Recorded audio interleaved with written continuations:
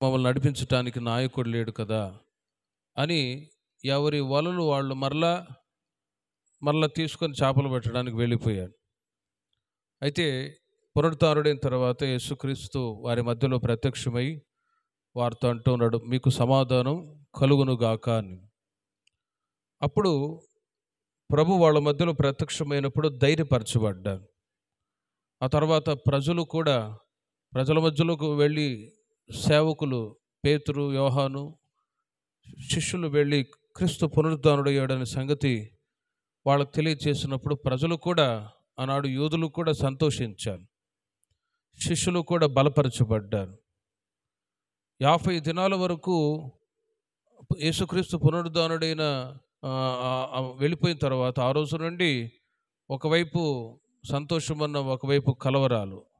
నడిపించే క్రీస్తు లేడు కదా, ఆలోచన చెప్పే ప్రభు లేడు కదా అని శిష్యులు కలవరం చెంది వలలు చేతపెట్టుకొని చేపలు పట్టడానికి వెళ్ళారు. అందుకే వాళ్ళలో మరలా ఒక పండుగ లాంటి వాతావరణం, హ్యాపీనెస్, జాయ్, సంతోషం కలగాలి అంటే ప్రభు ఉంటేనే కదా. ఉదాహరణకు మీకు చెప్తాను, గత 9 నెలలు సేవకుడే లేడు సంఘంలో. ఏదో ఒక దిగాలు, కాపర్ లేని గొర్రెల్లాగా అయిపోయారు. కాపర్ లేని గొర్రెల్లాగా అనుకోండి, ఎగ్జాంపుల్ అంతే.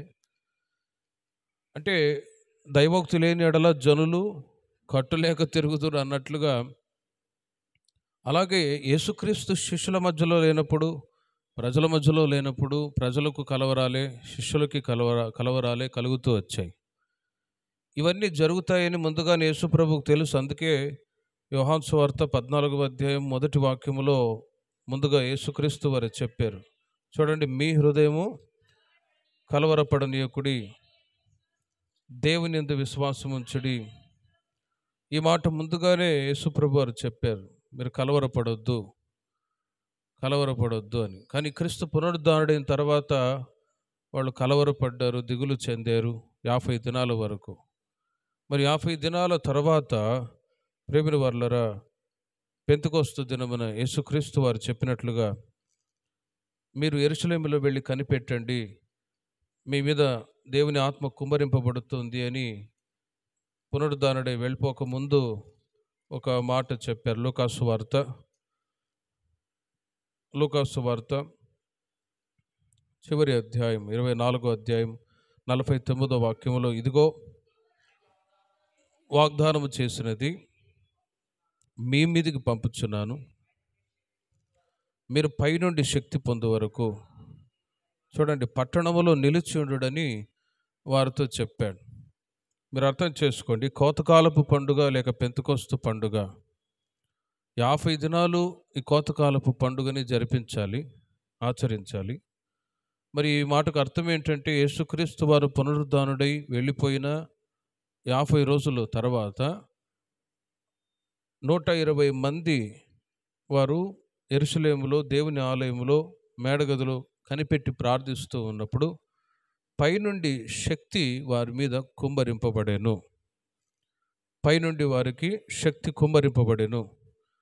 అప్పుడు ఏం జరిగిందంటే, అపోస్తల కార్యములు 2వ అధ్యాయం 1వ వాక్యము నుండి వారందరూ కూడా అన్య భాషలతో మాట్లాడి ప్రభువులో, పరిశుద్ధాత్మలో ఆనందించారు. అన్య భాషలతో మాట్లాడు సాగిరి అని మనం చదువుతూ ఉన్నాం. మరి ఆ మాటలన్నీ విన్న వాళ్ళందరూ, వీళ్ళేంటి క్రొత్త మద్యాన్ని త్రాగిలా మాట్లాడుతున్నారని అపహాస్యం చేసి నవ్వారు.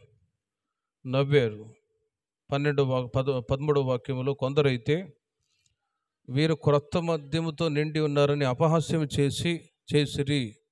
చూడండి, ఇలా అపహాస్యం చేసి నవ్వారు. వీళ్ళేంటి ఇలా మాట్లాడుతున్నారు, అన్ని భాషలంట, దేవుని ఆత్మ దిగి వచ్చిందంట అని ఆ రోజుల్లో అపహాస్యం చేసేవాళ్ళు ఉన్నారు. ఈ రోజుల్లో కూడా అపహాస్యం చేసేవాళ్ళు ఉన్నారు. మన దేవుడు అల్లరికి కర్త కాదు కదా, మౌనంగా ఉండి మౌనంగా వెళ్ళిపోవాలి అని అంటారు. ఒకసారి నేను బెంగళూరులో శివాజీ నగర్లో చర్చి ఉంది, ఆర్సిఎం చర్చి. అక్కడికి చూడటానికి వెళ్ళాం. పెద్ద చర్చి. అక్కడ యేసు ప్రభు శిలువ ఉంది, ఫోటోలు అన్నీ ఉన్నాయి, బాగుంది చూడటానికి. అక్కడికి వెళ్ళంగానే నాతో ఉన్న ఒక అతను ఏదో శబ్దం చేశా, కీప్ సైలెన్స్ అని అంటారు. కీప్ సైలెన్స్ అని అంటే మౌనంగా వెళ్ళి మౌనంగా అక్కడ ప్రార్థన చేసుకొని మౌనంగా మరలా బయటకు రావాలంట. కీప్ సైలెన్స్ అని బోర్డు కూడా రాసి పెట్టాడు. మరి కీప్ సైలెన్స్ అంటే మనం ఆరాధించుచున్న దేవుడు సజీవులకు సజీవుడే. ఉదాహరణ చెప్తున్నాను, అక్కడ వాళ్ళ డిసిప్లిన్ అనుకోండి. కానీ దేవుణ్ణి మనం ఆరాధించేటప్పుడు ఆత్మతో సత్యముతో ఆరాధిస్తూ ఉంటాం. మౌనంగా ఉండే ప్రదేశం ఎక్కడ? అదొక సమాధుల తోట. ఇటు వెళ్తే ఆ సమాధులు నేనేమో క్రొత్తగా పార్కు పెట్టారేమో అనుకున్నా. మన వాళ్ళు అన్నారు పార్కు కాదన్నది సమాధులు, చచ్చిపోయిన వాళ్ళని కాలుస్తారు అన్నాను. అక్కడ మౌనంగా ఉండే ప్రదేశం ఏంటంటే అదే సమాధులు. కానీ యెషయా గ్రంథంలో రాయబడి ఉంది, మన దేవుడు సజీవులకు ఆయన దేవుడై ఉన్నాడు, కానీ మృతులకు దేవుడు కాదు.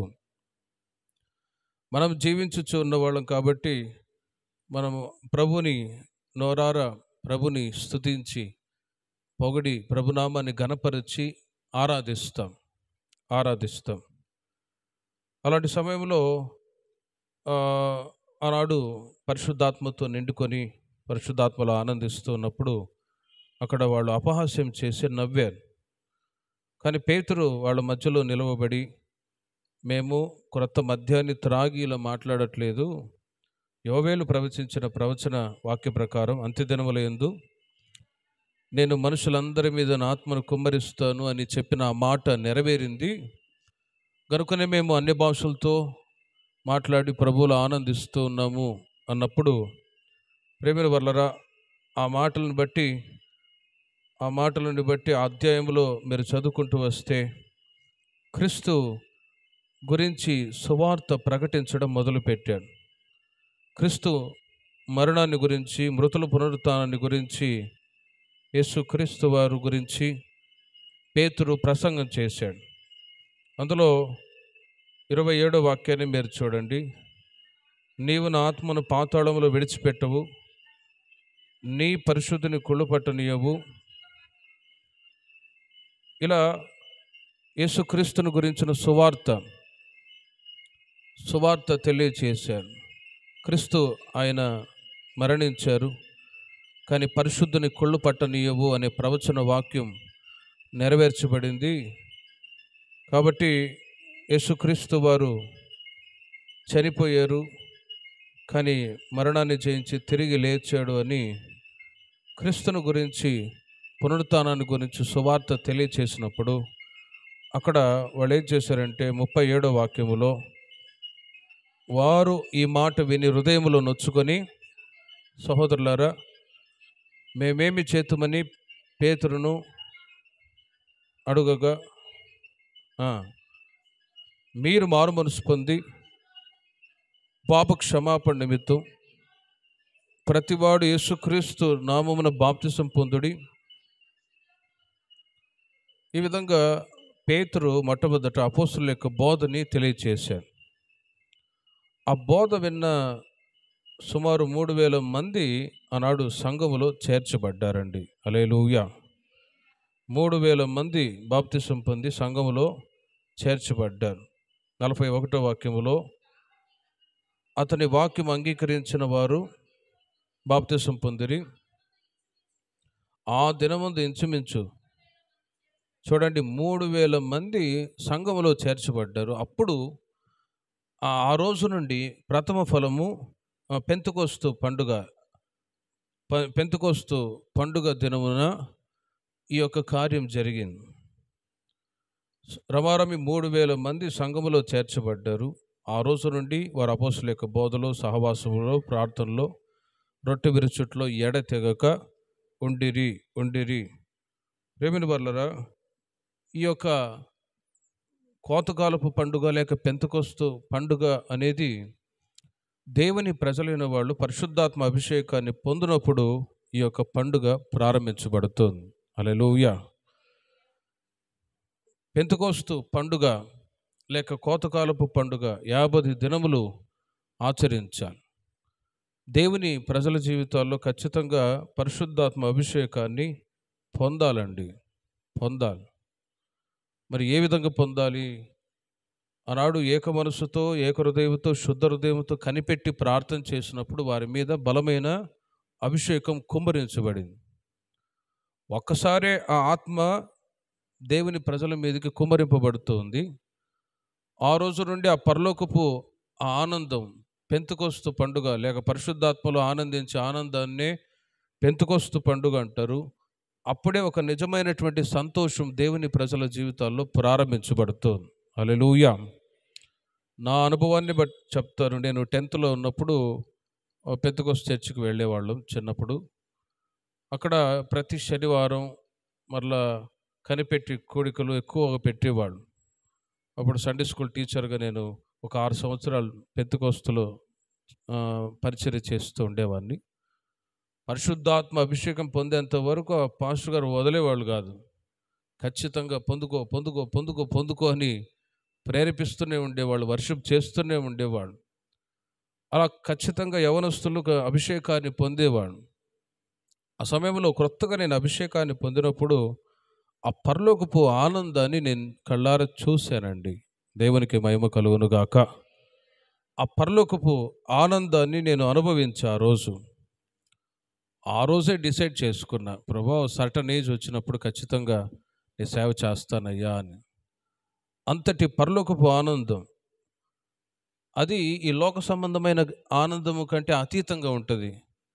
అంటే దేవుని యొక్క దర్శనాన్ని, దేవుని యొక్క ప్రత్యక్షతను, పరిశుద్ధాత్మ అభిషేకాన్ని పొందినప్పుడు దేవునితో ఉంటున్న ఆ అనుభవమే అది ఈ లోకానికి డిఫరెంట్గా ఉంటుంది. అది అందుకే ఎక్కువగా ప్రార్థనలో ఉన్నప్పుడు దేవుని యొక్క వాక్యాన్ని చదువుతూ దేవునితో ఉంటున్న సహవాసాన్ని బట్టి దేవుని ఆత్మ మీ మీద కూడా కుమ్మరింపబడును గాక. ఈ లోక సంబంధమైన ఆనందానికి అది డిఫరెంట్గా ఉంటుంది. అందుకే రోమియోలకు రాసిన పత్రికలో ఒక మాట మీరు చూడండి, దేవుని రాజ్యం భోజనమును పానమును కాదు కానీ నీతియు సమాధానము పరిశుద్ధాత్మ యందలి ఆనందమునై ఉన్నది అని రోమ సంఘానికి పౌలు గారు తెలియచేస్తూ ఉన్నారు. 14వ అధ్యాయం 17వ వాక్యములో 14వ అధ్యాయం 17వ వాక్యం రోమా పత్రికలో దేవుని రాజ్యం అది పరిశుద్ధాత్మ యందలి ఆనందమునై ఉన్నది అని. సంతోషం అనేది మనిషికి భౌతికంగా ఆహారము పానీయము ద్వారా సంతోషం కలుగుతుందండి. మనిషికి దుఃఖము బాధ ఎప్పుడు కలుగుతుందంటే కడుపు మండినప్పుడే. కడుపు మండినప్పుడు కాదు, ఆకలేసినప్పుడు, ఏదైనా భోజనాల దగ్గరే. దేవుని రాజ్యం భోజనమును పానమును కాదు కానీ నీతియు సమాధానం. మనిషికి సంతోషాన్ని ఇచ్చేది భోజనము, అన్న వస్త్రములు. ఇంకా తిమోతికి పౌలు గారు తెలియచేస్తారు, మనం ఈ లోకంలో ఏమీ తీసుకొని రాలేదు, ఏమీ కూడా తీసుకొని పోలేదు, అన్న వస్త్రములు గలవారమై తృప్తి పొందుదుము అని అంటాడు. మనిషికి తృప్తి అన్నము, వస్త్రాలు.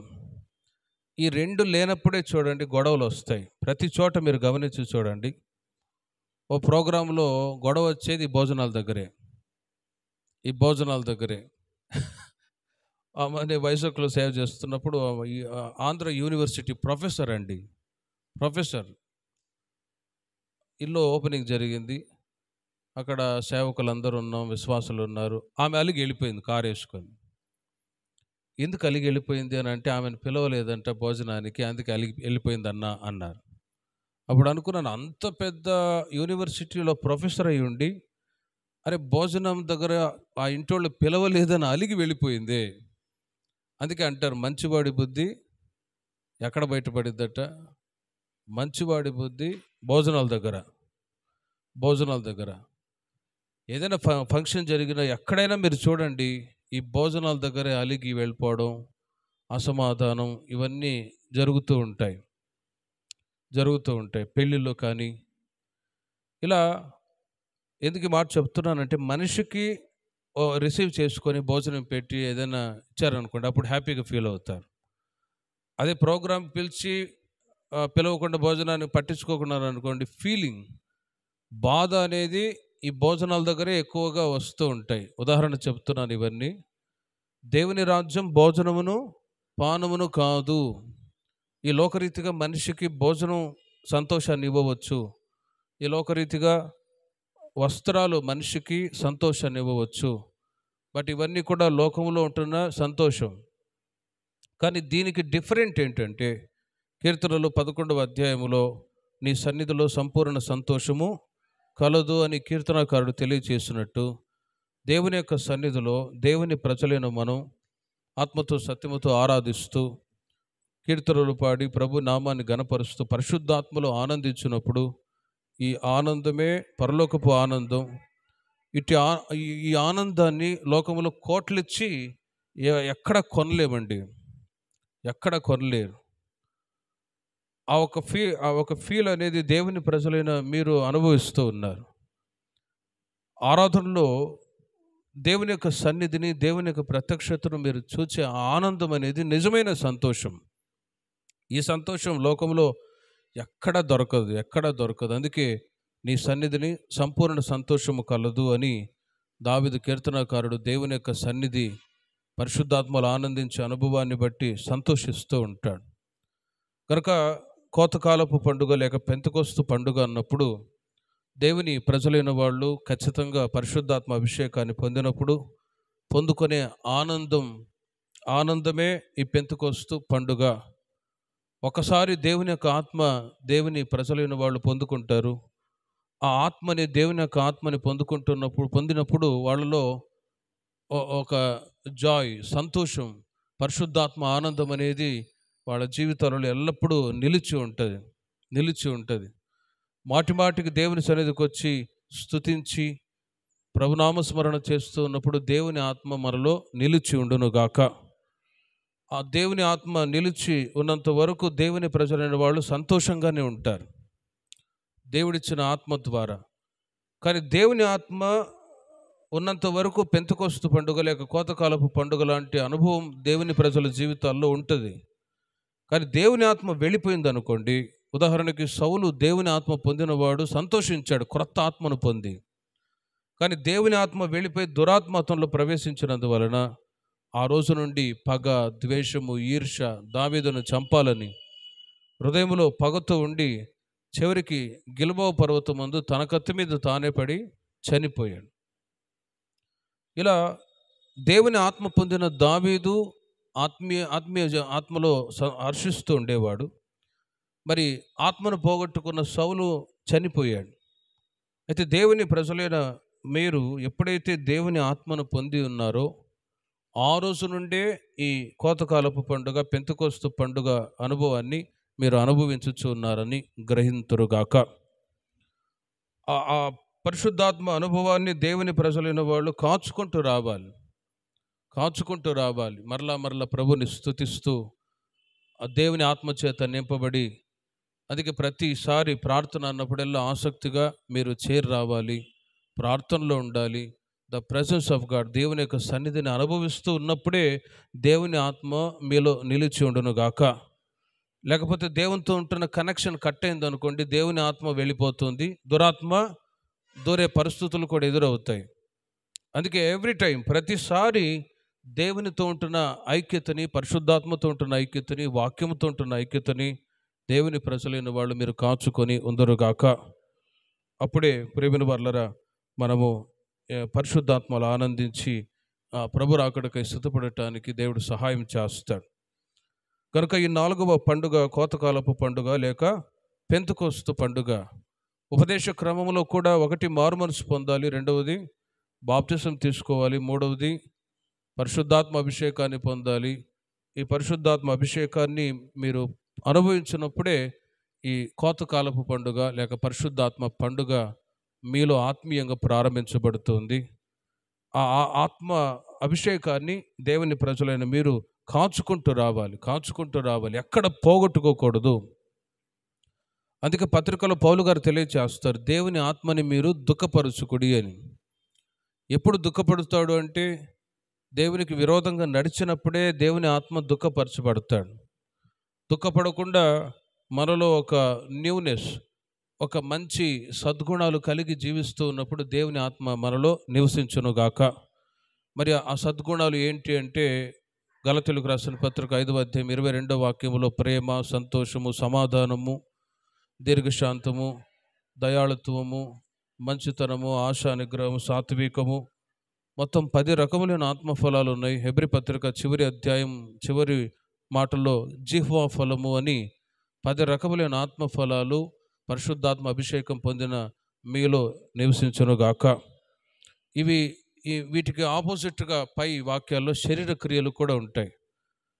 మారుమనసు పొంది బాప్తిసం తీసుకున్న ఈ శరీర క్రియలు వెంటాడుతూనే ఉంటాయి. కానీ దేవుని ప్రజలు జయ జీవితాన్ని జీవించాలి అంటే ఖచ్చితంగా పరిశుద్ధాత్మ అభిషేకాన్ని పొందాలి. అంటే స్తుతించాలి, ప్రభుని గణపరచాలి. అందుకే మీకు స్తుతుల పుస్తకాన్ని కూడా ఇచ్చా, 100 స్తుతుల పుస్తకాన్ని ఇచ్చా. ఆ పుస్తకంలో ప్రభునామస్మరణ చేస్తూ టైం ఉన్నప్పుడల్లా, సమయం ఉన్నప్పుడల్లా స్తుతిస్తూ ఉండి చూడండి. దేవుని ఆత్మ మీలో ఎల్లప్పుడూ నివసించునుగాక. 5వదిగా శృంగధ్వనుల పండుగ. శృంగధ్వనుల పండుగ. లేవియాకాండం 23వ అధ్యాయము 23, 24, 25 వాక్యాలు చూడండి. ఇలాగు సెలవిచ్చెను.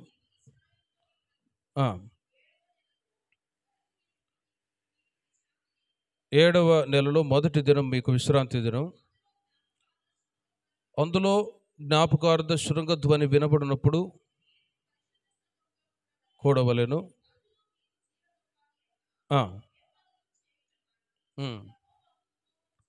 చూడండి ఇక్కడ 23, 24, 25 3 వాక్యాల్లో శృంగధ్వనుల పండుగ గురించి వ్రాయబడి ఉంది. 5వ పండుగ శృంగధ్వనుల పండుగ.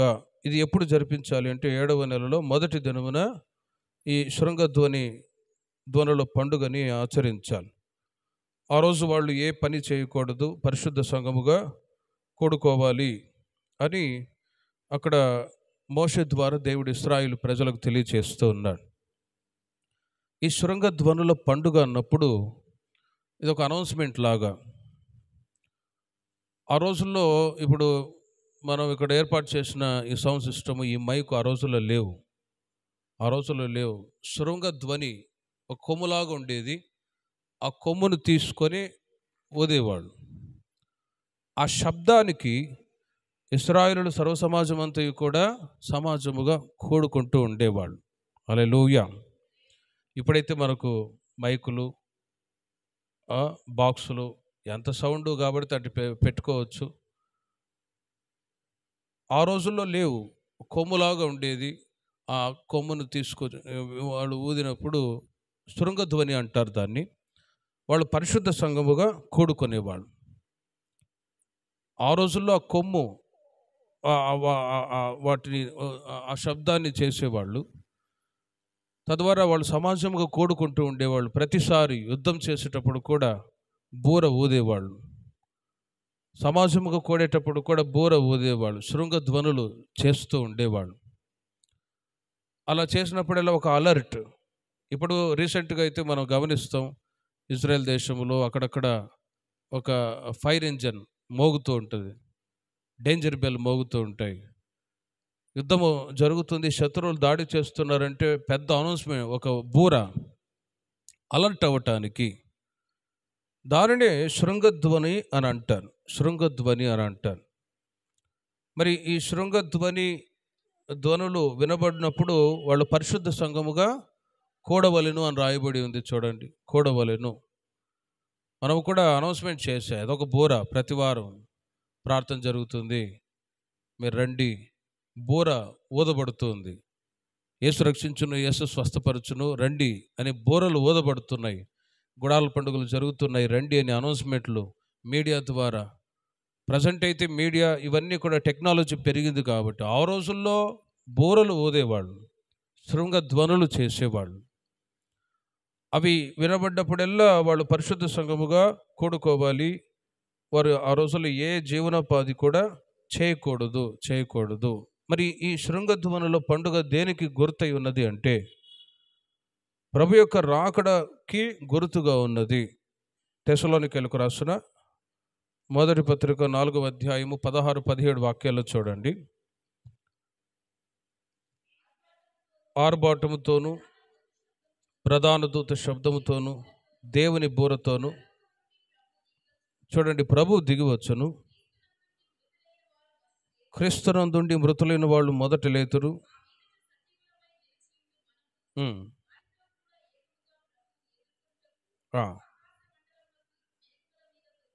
కొనిపోబడదుము. చాలు. చూడండి, శృంగధ్వనుల పండుగ అన్నప్పుడు దీనికి ప్రభు యొక్క రాకడకు గుర్తై ఉన్నది. హల్లెలూయా. ప్రేమిన వర్లారా, ప్రతి పండుగ, ప్రతి మాట దానికి అర్థాలు కూడా ఉంటాయి. అందుకే బైబిల్ని బాగా ధ్యానించినప్పుడే అవి తెలుసుకుంటాం. ఏదో పైకి చదువుకుంటూ ఇలా ఉన్నాయి ఏంటి, కొన్ని చెడుగా ఉన్నాయి ఏంటి అని విమర్శించి మాట్లాడి రోజుల్లో చాలామంది మైండ్ పోగొట్టుకుంటూ ఉన్నారు. తమ వాదములు యందు వ్యర్థులైరి అని వాక్యం చెప్తుంది. కాబట్టి ఈ శృంగధ్వనుల పండుగ అన్నప్పుడు ప్రభు యొక్క రాకడకు గుర్తై ఉన్నది. ప్రతి వాక్యం క్రొత్త నిబంధన కాలానికి అవి కంపేర్ చేసి టాలీ చేసి చదవాలి. యేసుక్రీస్తు ప్రత్యక్షమైనప్పుడు 2 కార్యాలు జరుగుతాయి. ఒకటి, క్రీస్తునందుండి మృతులైన వాళ్ళు మొదట లేపబడతారు. సజీవులమై నిలుచు ఆ మీదట ప్రభువుతో కూడా ఏకముగా ప్రభువుని ఎదుర్కొన్నట్టుకు ఆకాశ మండలమునకు మేఘముల మీద కొనిపోబడదుము అంటాడు.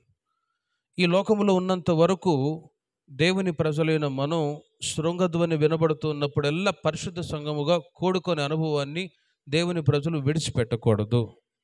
హల్లెలూయా. శృంగధ్వని అంటే మీరు అర్థం చేసుకోండి, అనౌన్స్మెంట్. బోరలు ఊదబడుతూ ఉన్నాయి. మామూలుగా ఇప్పుడైతే ఇక్కడ కాలేజ్ అవన్నీ ఉన్నాయి, గొట్టాలు పెట్టట్లేదు. కానీ ఆ రోజుల్లో గొట్టాలు పెట్టేవాళ్ళు. మందిరానికి 2 గొట్టాలు పెడితే ఊరంతా వినబడేది. బేతపడి మొత్తం మోగిపోయి, అమ్మో వసన మా ప్రార్థన జరుగుతుంది, వెళ్ళాలి ఈ పూట అని అందరు రెడీ వెంటనే వచ్చేసేవాళ్ళు. ఏసు రక్షించును, ఏసు స్వస్థపరచును రండి అనగానే ఆ అనౌన్స్మెంట్ చెట్టుకు కట్టేవాళ్ళం. గొట్టాలు కట్టి ఆ చిన్న మైక్ సెట్ పెట్టి ఆ మోగిస్తే మొత్తం ఊరంతా దద్దరిల్లిపోయేది. అందరూ వచ్చేసేవాడు శృంగధ్వని అనౌన్స్మెంట్ విని.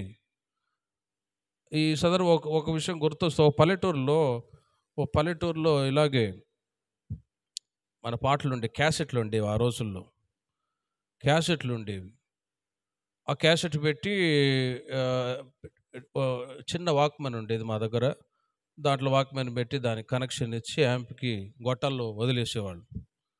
ఓ పల్లెటూరులో ఏం జరిగిందంటే, అది క్యాసెట్ మర్చిపోయాం పాటలు. ఒక విశ్వాస ఇంట్లో వాళ్ళ ఇంట్లో పోయి క్యాసెట్ తీసుకురాపోరా అన్న బ్రదర్ని. వాడు తీసుకొచ్చాడు, పాట పెట్టాడు. మహోన్నతుడా అని వస్తూ ఉంది పాట, వస్తూ టక్కున ఆగిపోయి, ఇక చెప్పకూడదు, రాయే అని పాట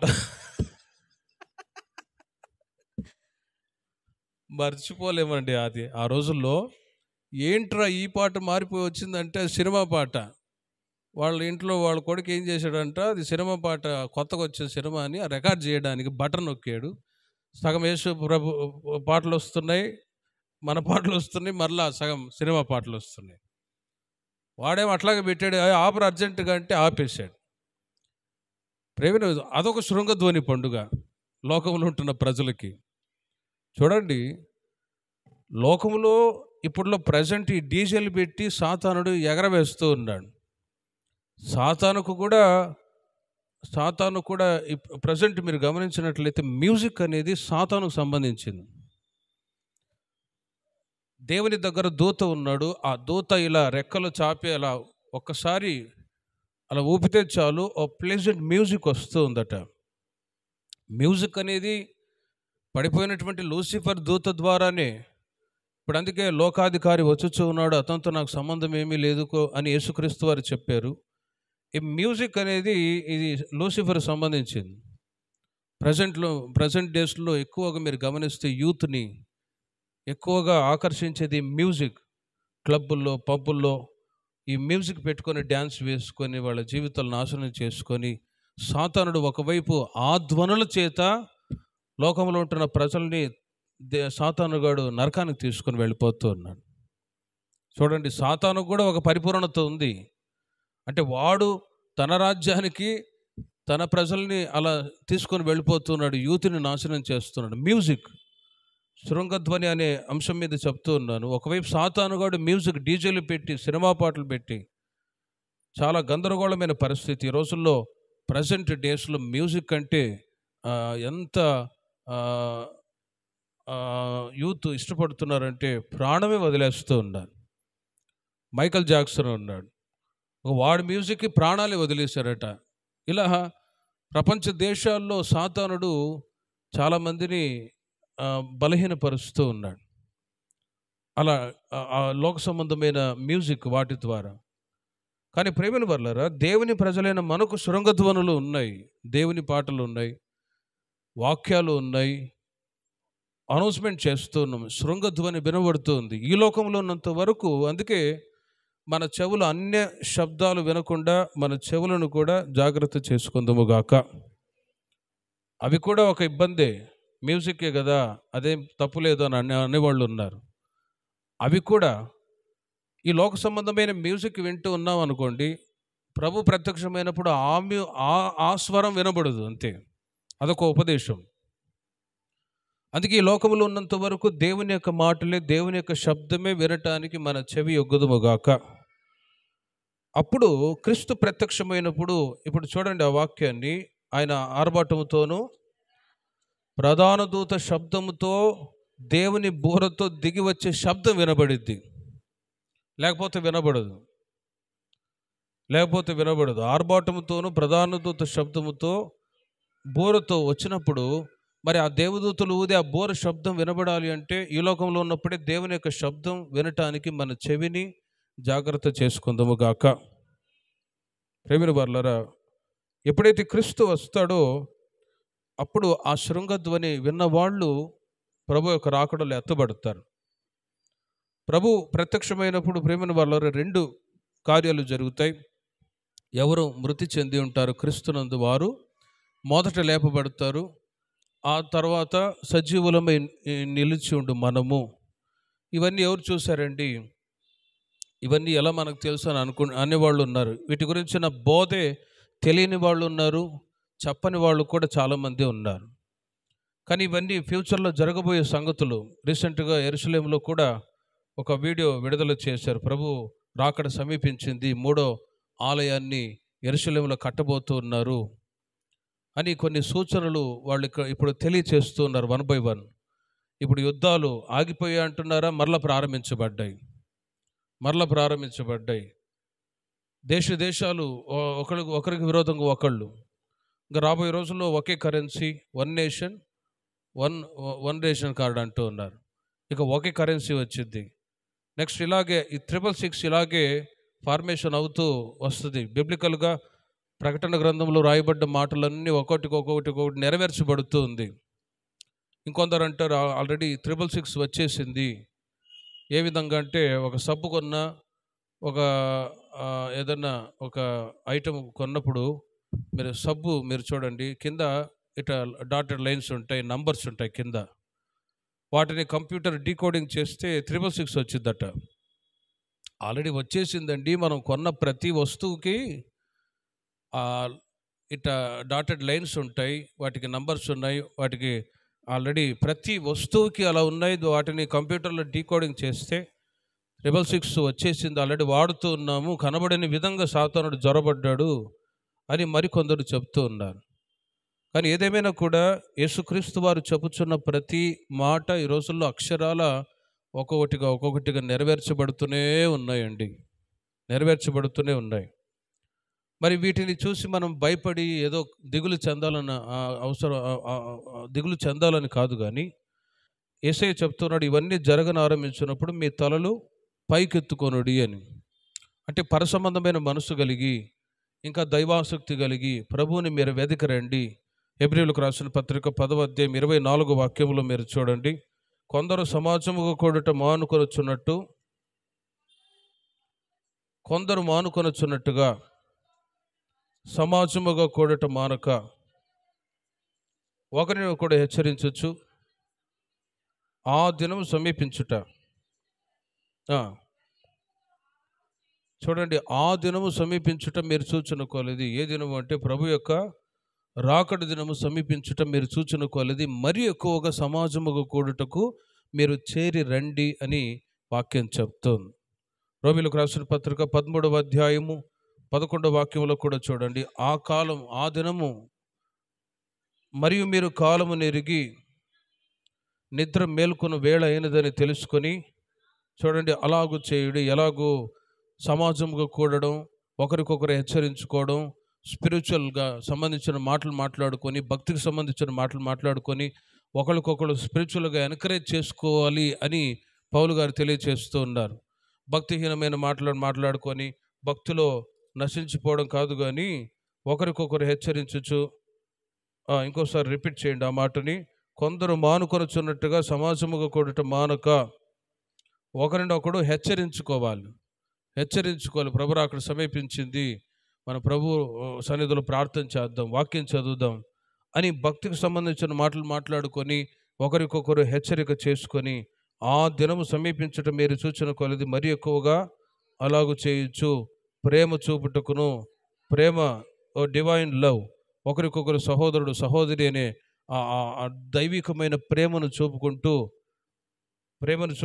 సత్కార్యములు చేయుటకు లేక మంచి క్రియలు చేయుటకు ఒకరినొకడు పురికొల్పవలని ఆలోచింతము, ఒకళ్ళకొకళ్ళు అలా ఆలోచింతము. ఇవన్నీ కూడా ప్రభు రాకడకై సిద్ధపడటానికి అవసరం ఒక ఆలోచన. రోమపత్రిక 13వ అధ్యాయం 11వ వాక్యంలో, మరియు మీరు కాలము నెరిగి నిద్ర మేలుకొను వేళ అయినదని తెలుసుకొని అలాగు చేయుడి. మనము విశ్వాసులమైనప్పటికంటే రక్షణ మనకు మరీ సమీపముగా ఉన్నది. రెండు రకములైన రక్షణలు ఉన్నాయి. ఒకటి పాప క్షమాపణ అనే రక్షణ, రెండవది దేహ విమోచన అనేటువంటి రక్షణ. రెండు రకములైన రక్షణలు ఉన్నాయి. ఒకటి, యేసుక్రీస్తు నమ్మినప్పుడు, బాప్తిసం పొందినప్పుడు మీరు రక్షించబడ్డారు. లేక ఇంకా పల్లెటూళ్ళు కొంతమంది ప్రభువులో దిగాం మేము అంటారు. దిగింది కాదు, రక్షణ పొందేది. ప్రభులోకి వచ్చాం, ప్రభుని నమ్ముకున్నాం, రక్షణ. అయితే ఆ రక్షణను కాపాడుకుంటూ దేవుని ప్రజలైన వాళ్ళు ఎవరికి వాళ్ళే తమను తాము పెళ్లి కుమార్తె తను తాను సిద్ధపరచుకుంటూ ఉన్నది అని ప్రకటన గ్రంథంలో రాయబడ్డట్టు, సంఘస్థులు ఎవరి జీవితాన్ని వాళ్ళు ఆత్మీయంగా కట్టుకుంటూ రావాలి. ఎవరికి వాళ్ళే స్పిరిచువల్ లైఫ్లో అప్లిఫ్ట్ చేసుకుంటూ, నేను ఇంకా భక్తిలో ఎదగాలి, నేను ఇంకా ఆత్మీయంగా వర్ధిల్లాలి అనే ఆ వాంఛతో ఎవరికి వాళ్ళే భక్తిలో అభివృద్ధి చెందుతున్నప్పుడు ఒక రోజున క్రీస్తు ప్రత్యక్షం అవుతాడు. అప్పుడు దేహ విమోచన. ఈ దేహం మట్టికి మట్టి అయిపోతుంది, ఆత్మ దేవుని యొద్దకు వెళ్తుంది. కనుక ఆ ఒక చివరి రక్షణ కొరకు ఈ రోజుల్లో ఈ యొక్క మార్గంలో మనం నడిపించబడుతూ ఉన్నాం. మరి శృంగధ్వని ఎవరికి వినబడుతుందంటే, ఈ లోకములో దేవుని యొక్క మాటలు, దేవుని యొక్క పాటలు, దేవునితో ఉంటున్న సహవాసాన్ని బట్టి దేవుని యొక్క శబ్దాన్ని వినటానికి మనం ఎంత ఆసక్తి చూపుతామో, అంతగా ప్రభు ప్రత్యక్షమైనప్పుడు కడబూర శబ్దాన్ని కూడా వినటానికి మనకు సాధ్యమవుతుంది. కాబట్టి అన్య శబ్దాలకి మన చెవులు వెళ్లకుండా జాగ్రత్త చేసుకుందాము గాక. కొన్నిసార్లు చెడు వార్తలు వినటానికి ఎక్కువ శ్రద్ధ చూపే వాళ్ళు ఉంటారు. ఒక ఇద్దరు పక్కపక్కన ఇల్లు ఉన్నాయనుకోండి, ఎవరైనా ఇంట్లో గొడవ జరుగుతుంది, వాళ్ళు డిస్కస్ చేస్తున్నారంటే అక్కడికి వెళ్ళి గోడ చాటున ఇట్లా వినేవాళ్ళు కూడా ఉన్నారు. అంటే నెగిటివ్ని ఎక్కువగా వినటానికి ఇష్టపడే వాళ్ళు ఉన్నారు. పాజిటివ్ కంటే ఏం జరుగుతుంది వాళ్ళ కుటుంబంలో, ఎందుకంట గొడవలు, ఏమంట, ఎందుకంట వాళ్ళు లేచిపోయారు, ఇవి ఈ నెగిటివ్ థాట్స్ వినటానికి ఈ రోజుల్లో మనుషులు ఎక్కువ మొగ్గు చూపుతూ ఉంటారు. గమనించి చూడండి. అందుకే దేవుని ప్రజలైన మనం అట్లాంటి వార్తలకి ఎప్పుడు కూడా చోటు ఇవ్వకుండా, ఒకవేళ మాట్లాడే వాళ్ళు ఉన్నారు అనుకోండి, అనవసరం అని చెప్పి కట్ చేసుకొని భక్తికి సంబంధించిన మాటలే మీరు వినటానికి ఆసక్తి చూపుదురుగాక. అప్పుడే ఒక రోజున క్రీస్తు ప్రత్యక్షమైనప్పుడు కడబూర శబ్దాన్ని వాళ్ళే వినగలరు. నెగిటివ్ థాట్స్తో నెగిటివ్ మాటలు మాట్లాడే వాళ్ళు ఆ స్వరాన్ని, శబ్దాన్ని వినలేరండి. కాబట్టి ప్రభు రాకడ సమీపిస్తుంది.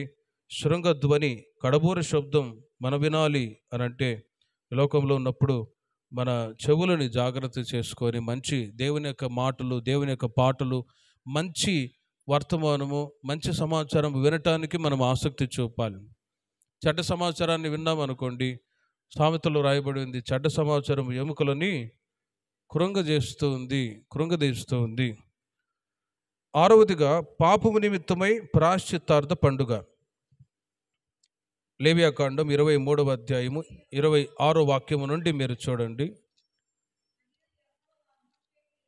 ఇలాగు సెలవిచ్చెను, 7వ నెల 10వ దినమున పాపము నిమిత్తమై ప్రాయశ్చిత్తార్థ దినము, అందులో మీరు పరిశుద్ధ సంఘముగా కూడవలెను. మిమ్మును మీరు దుఃఖపరుచుకొని, చూడండి, యెహోవాకు హోమము చేయవలను అని 32వ వాక్యం వరకు మీరు చదివినట్లయితే అక్కడ ఈ పాపము నిమిత్తమై ప్రాయశ్చిత్తార్థ పండుగ ఎలా చేసుకోవాలి అని అక్కడ మోషే ద్వారా దేవుడు సెలవిచ్చాడు. 32వ వాక్యములు చూడండి. అది మీకు మహా విశ్రాంతి దినము, మిమ్మును మీరు దుఃఖపరచవలెను. 9వ నాటి సాయంకాలం మొదలుకొని మరుసటి గమనించండి, అక్కడ 7వ నెల 9వ నాటి సాయంకాలం మొదలుకొని మరుసటి దినము అనగా 10వ దినము సాయంకాలం వరకు ఆచరించవలెను. మరి ఎలా ఆచరించాలి? మిమ్మల్ని మీరు దుఃఖపరుచుకొని యెహోవాకు హోమము చేయవలెను. మరి ఏడవండి అని నేను అంట, మీరు ఏడుస్తారా? ఎందుకు ఏడ్చాలి? పాస్టర్ గారు అంటారే, ఎందుకు ఏడవాలి? చూడండి, ఒక ప్రశ్న, ఎందుకు ఏడవాలి? నవ్వండి అంటే ఓకే, ఏడవండి అంటే ఎందుకు ఏడవాలి? మిమ్మల్ని మీరు దుఃఖపరుచుకొనవలెను అంటే ఎందుకు దుఃఖపరుచుకోవాలి? ఉదాహరణకు దుఃఖ దినాలు ఉన్నాయి, 40 days లెంట్ డేస్ ఉన్నాయి. ఆ 40 రోజులు ఏడుస్తూనే ఉంటారంట.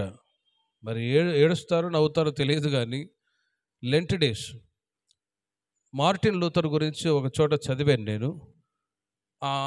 ఆ లెంట్ డేస్లోనే ఇంగ్లాండ్లో, ఆ దేశాల్లో ఎవరైనా చనిపోతే బ్లాక్ డ్రెస్ వేసుకుంటారట. అప్పుడు ఈ మార్టిన్ లూథర్ గారి భార్య ఆ లెంట్ డేస్లో బ్లాక్ డ్రెస్ వేసుకొని ఉన్నదట. అప్పుడు ఆయన అడిగారట, ఏంటి నువ్వు బ్లాక్ డ్రెస్ వేసుకొని ఉన్నావు ఏంటి అని అడిగితే తన భార్యతో ఆమె అన్నదట, ప్రభు చనిపోయాడు కదా, మనం దుఃఖపడాలి కదా అని అన్నప్పుడు ఆయన అన్నారు, ప్రభు చనిపోయాడు వాస్తవమే, కానీ ఆయన మరణాన్ని జయించి మరలా లేచాడు కదా, మనం ఎందుకు ఏడవాలి? వెళ్ళి అర్జెంటుగా డ్రెస్ మార్చుకోపో అన్నాడట. ఏడవాలి. క్రీస్తు సిలువలో ఆయన ప్రాణం పెట్టాడు మన నిమిత్తమై. ఏడ్చి దుఃఖపడి ఇక అయ్యో ప్రభువా నిన్ను సిలువకు వేశారే అని చెప్పి ఆయన మీద ఏదో సింపతి చూపించడానికి మనం ఏడవడం కాదు. మరి యేసుక్రీస్తు ఎందుకు కల్వారి సిలువలో ప్రాణం పెట్టాడు అంటే, యేసయ్య అంటాడు, యెరూషలేము కుమార్తెలారా, నా కొరకు ఏడవబాకండి, మీ కొరకు మీ పిల్లల కొరకు ఏడువుడి. చూడండి, దుఃఖపరుచుకోవడం అంటే ఊరికి ఏడుస్తూ అయ్యో ప్రభువా నిన్ను మేకులతో కొట్టారా, నిన్ను కాళ్ళకి గాయపరిచారా, ముళ్ళ కిరీటం పెట్టారా అని ఆయన పొందిన శ్రమలను పెట్టి ఆయన మీద సింపతి చూపడానికి మనం ఏడన అవసరం లేదు. మరి ఆయన చేసిన త్యాగాన్ని బట్టి మనకు దేవుడు చేసిన మేలు ఏంటో తలంచుకొని మనం ఏడవాలి. ఆయన చేసిన త్యాగాన్ని బట్టి యేసుక్రీస్తు కల్వారి సిలువలో మన కొరకే ప్రాణ త్యాగం చేయటం ద్వారా చూడండి మనకు దేవుడు రక్షణ ప్రసాదించాడు. యేసుక్రీస్తు అందుకే చెప్పారు, నా కొరకు ఏడవద్దమ్మా, మీ కొరకు మీ పిల్లల కొరకు ఏడవండి. రాబోయే రోజుల్లో భయంకరమైన శిక్ష రాబోతుంది. ఆ శిక్ష నుండి, ఉగ్రత నుండి తప్పింపబడాలి అంటే మీ పిల్లల కొరకు మీ కొరకు మీరు ప్రార్థన చేసి ఏడవండి అన్నప్పుడు ఆ మాటలు, యేసు ప్రభు చెప్పిన మాటలు ఆ రోజుల్లో అర్థం కాలేదు. కానీ హిట్లర్, తీతు చక్రవర్తి కాలంలో హిట్లర్ యూదులని చంపి అరాచకంగా వాళ్ళని వధ చేసినప్పుడు చిన్న పిల్లల్ని కూడా గోడకేసి కొట్టి చంపించాడు. అతడు చేసిన అరాచకాలు ఇప్పుడు కూడా యెరూషలేములో హిట్లర్ మ్యూజియంలో పెట్టారు. ఇప్పుడు వాళ్ళ సంతతి వాళ్ళు పిల్లలు చూసి ఇప్పుడు ఏడుస్తూ ఉన్నారు. ఆ రోజుల్లో యేసయ్య చెప్పిన మాటలు మేము వినలేదు కదా, అందుకే కదా మా తాత ముత్తాతలు ఆ హిట్లర్ చేతిలో బలైపోయారు అని ఇప్పుడున్న వాళ్ళ పిల్లలు ఏడుస్తున్నారు ఆ వీడియోలు చూసి. కాబట్టి ప్రేమిన వారులారా, ఎందుకు మనం దుఃఖపడాలి, బాధపడాలి అంటే ఈ రోజుల్లో మన నిమిత్తం మన పిల్లల నిమిత్తం మనం దుఃఖపడి ఏడవాలి. హల్లెలూయా. మన క్షేమం కొరకు, మన పిల్లల క్షేమం కొరకు దుఃఖపడి ఏడవాలి. ఇంకోటి, పాపము నిమిత్తమై ప్రాయశ్చిత్తార్థ పండుగ ఇది. ఒక ఆశీర్వాదం పొందకపోవటానికి, ఒక మేలు పొందకపోవటానికి గల కారణం ఏంటంటే సిన్, పాపమే అని యెషయా గ్రంథంలో రాయబడి ఉంది. చూడండి, యెషయా గ్రంథం 59వ అధ్యాయం మొదటి వాక్యం. రక్షింప నేరకి ఉండునట్లు యెహోవా హస్తము.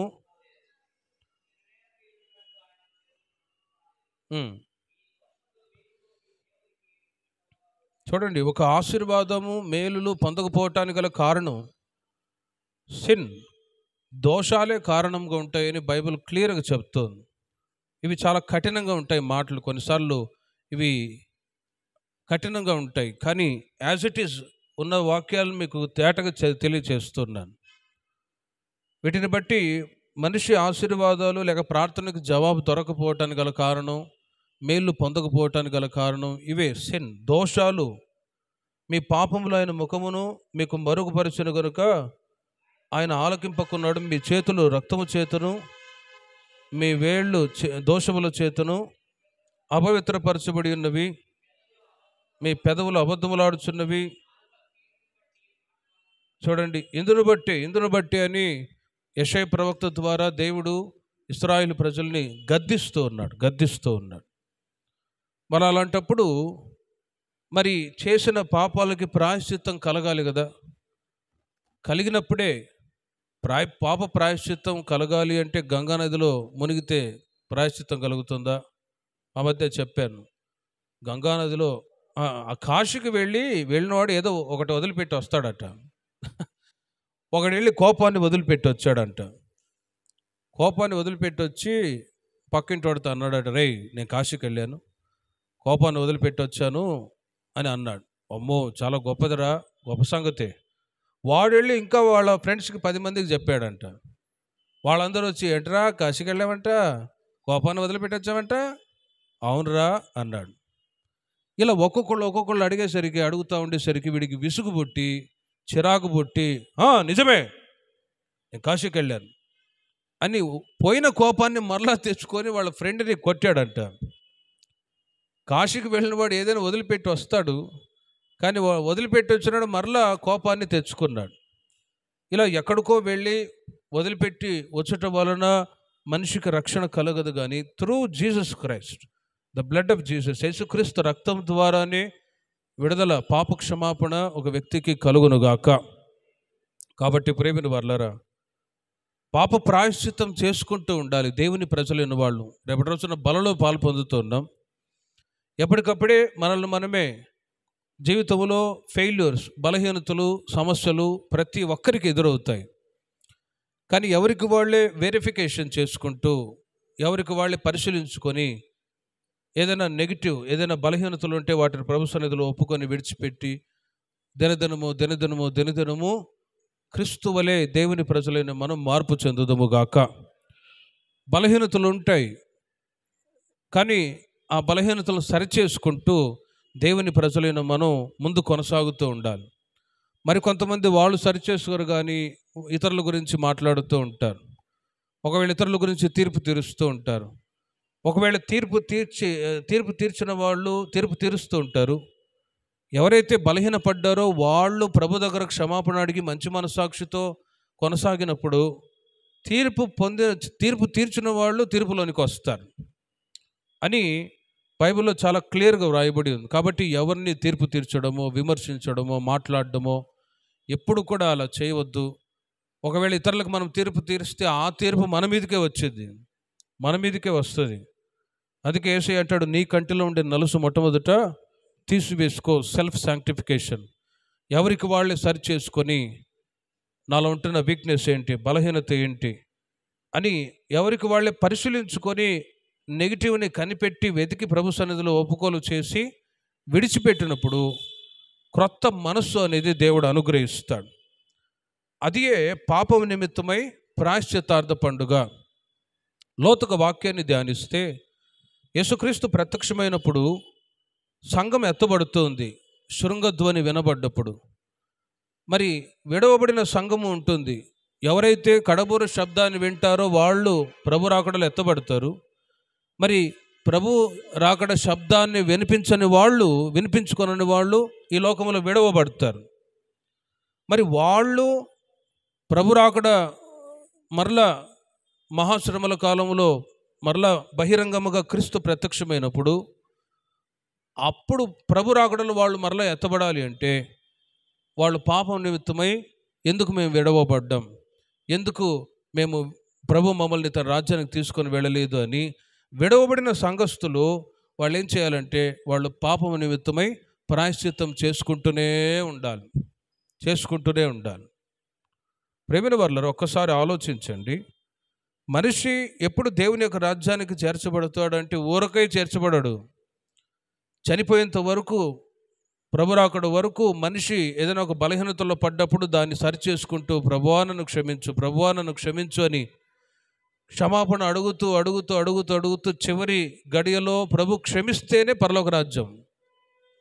లేకపోతే ఒకవైపు సాతాను కాసుకొనే ఉంటాడు. కనుక ఈ లోకంలో ఉన్నంత వరకు దేవుని ప్రజలైన మనం బలహీనతలు ఎదురవుతూనే ఉంటాయి. ప్రాయశ్చిత్తం చేసుకుంటూనే విడిచిపెట్టవలసిన వాటిని విడిచిపెట్టి ధరించుకోవాల్సిన క్రీస్తు స్వభావాలన్నీ కూడా మనం ధరించుకుందాముగాక. ఎఫెసీయులకు రాసిన పత్రిక 5వ అధ్యాయం 27వ వాక్యములో సంఘం మన పట్ల దేవుడు ఉంచిన ఉద్దేశాలు మీరు చూడండి. అటువలే క్రీస్తు కూడా సంఘము అంటే మనల్ని ప్రేమించి కళంకమైన ముడతైన అట్టిది మరి ఏదైనాను లేక పరిశుద్ధమైనది గాను నిర్దోషమైనది గాను మహిమగల సంఘము గాను ఆయన తన ఎదుట దాన్ని నిలవబెట్టుకొనవలెనని పవిత్రపరచి పరిశుద్ధపరచుటకై. చూడండి, దేని కొరకు? సంఘము కొరకు. సంఘం అంటే ఎవరు? మనమే. సంఘం అంటే మన కొరకు ఆయన తన ప్రాణాన్ని త్యాగం చేశాడు మనల్ని పరిశుద్ధపరచుటకు. మరి సంఘమై ఉన్న మనం పరిశుద్ధపరచబడాలి అంటే ఎవరి వంతు వాళ్ళు పరిశుద్ధపరచుకొని జీవితంలో ఎదురైన బలహీనతలు, సమస్యలు, పోరాటాలు, వీక్నెస్ ఏవైతే ఉన్నాయో వాటిని ప్రభు దగ్గర ఒప్పుకోలు చేసి విడిచిపెట్టి విమర్శిస్తూ జీవితాన్ని గడపకుండా ప్రభు రాకడకై సిద్ధపడాలి అంటే ఈ లోకంలో ఉన్నంత వరకు పాపము నిమిత్తమై ప్రాయశ్చిత్తం చేసుకుంటూ ఉన్నప్పుడే ఒకరోజు క్రీస్తు అవుతాడు. ప్రభు యొక్క రాకడలో ఎత్తబడటానికి అవకాశం ఉంటుంది. చివరిగా లేవియాకాండం 23వ అధ్యాయము 33వ వాక్యం నుండి మీరు చూడండి. లేవియాకాండం 7వదిగా పర్ణశాలల పండుగ. మరియు యెహోవా ఇలాగు సెలవిచ్చెను, ఇశ్రాయేలులతో ఇట్లనము, 7వ నెల 15వ దినం మొదలుకొని 7 దినముల వరకు పర్ణశాలల పండుగ జరుపవలెను. పరిశుద్ధ సంఘముగా కూడవలెను.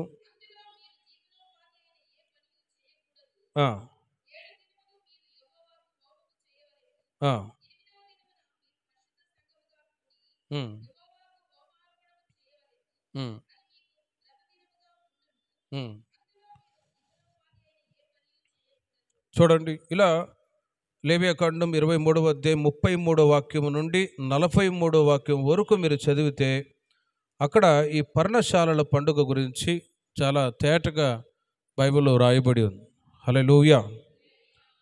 మరి ఈ పర్ణశాలల పండుగ ఈ పండుగనే దైవజనులు యేసుర గారు మరి పర్ణశాలలు అని అంటే మరి ఆంధ్రాలో ఉండే జనానికి అంత అర్థం కాదని గుడారాలు అంటే సింపుల్గా గుడారాలు అంటే అర్థమవుతుంది అని గుడారాల పండుగని ఏర్పాటు చేశారు. మరి పర్ణశాలల పండుగ అన్నా దానికి పర్యాయ పదాలుగా ఇది ఎంచవచ్చు. 40 వాక్యాన్ని మీరు చూడండి. మరి పర్ణశాలలు అన్నప్పుడు ఎలా ఏర్పాటు చేయబడుతుందో, మొదటి నెల మొదటి దినమున మీరు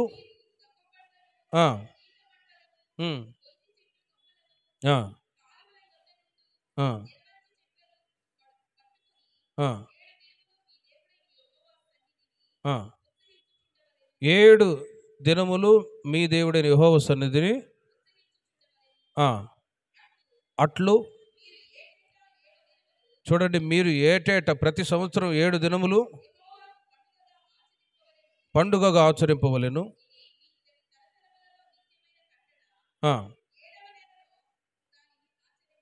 చూడండి, ఇది తరతరములకు నిత్యమైన కట్టడ, జనరేషన్ టు జనరేషన్. వాళ్ళ వరకే కాదు, వాళ్ళ పిల్లలు పిల్లలు పిల్లలు తరతరాల వరకు, జనరేషన్ టు జనరేషన్. చూడండి, ఇప్పుడు ప్రభు చెప్పిన మాటను బట్టి ఇప్పుడు అదే విధంగా జరుగుతుంది, జనరేషన్ టు జనరేషన్. ఆత్మీయంగా మనం ఇశ్రాయేలు ప్రజలమే ఉన్నాము. ఇప్పుడు ప్రభు చెప్పినట్లుగా ఒకటి మీరు గమనించండి, పర్ణశాలల పండుగ ఇక్కడ ఎన్ని రోజులు జరపబడుతుంది? 7 రోజులు. 7 రోజులు వాళ్ళు పరిశుద్ధ సంఘముగా కూడవలెను. అందులో వారు జీవనోపాధి ఏమి చేయకూడదు. 7 దినములు వాళ్ళు యెహోవా సన్నిధిని ఉత్సహించుచూ ఉండవలెను. ఏ విధంగా ఉత్సహించాలి? ఎందుకు ఈ పండుగను ఆచరించాలి అంటే, ఐగుప్తులో నుండి ఇశ్రాయేలు ప్రజలని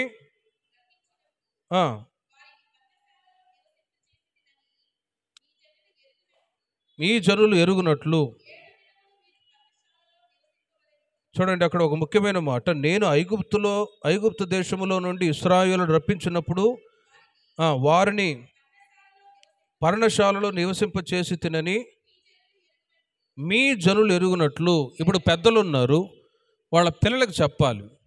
ఇప్పుడు ఎగ్జాంపుల్గా మీరున్నారు, గుడాల పండుగ మీ పిల్లలు తీసుకెళ్తారు, వాళ్ళకి చెప్పి తీసుకెళ్ళాలి.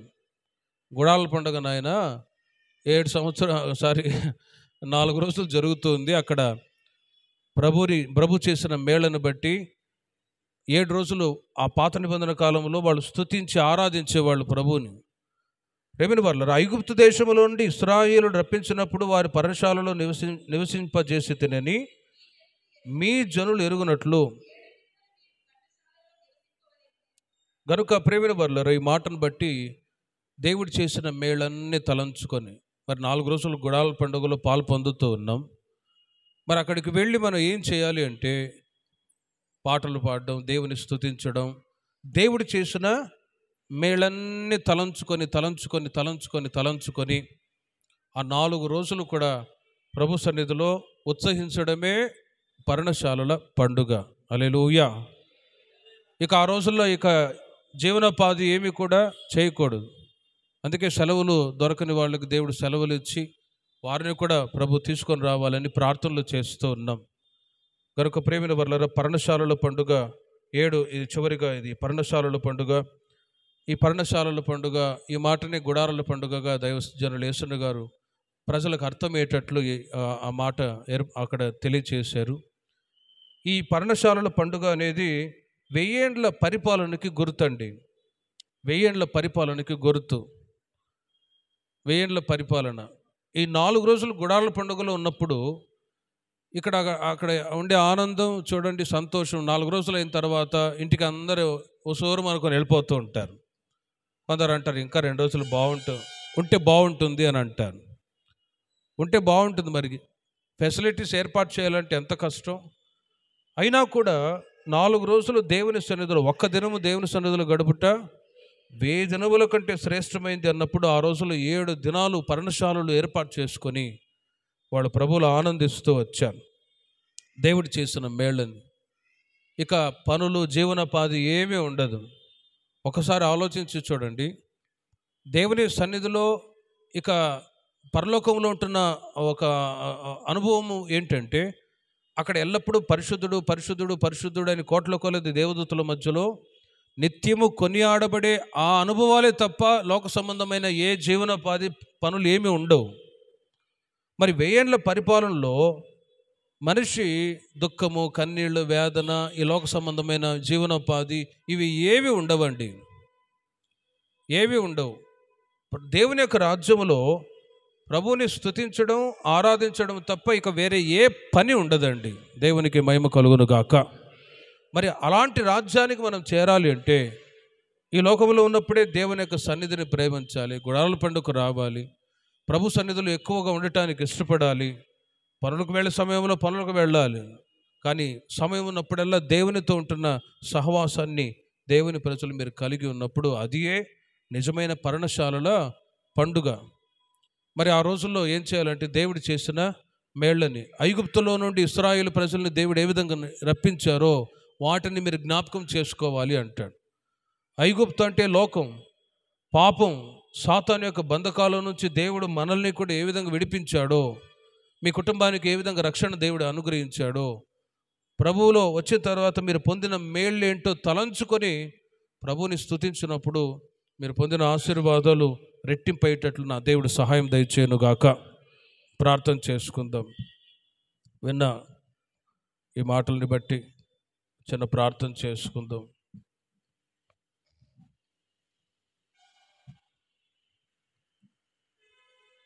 అందరం మోకరించి ప్రార్థన చేసుకుందాం.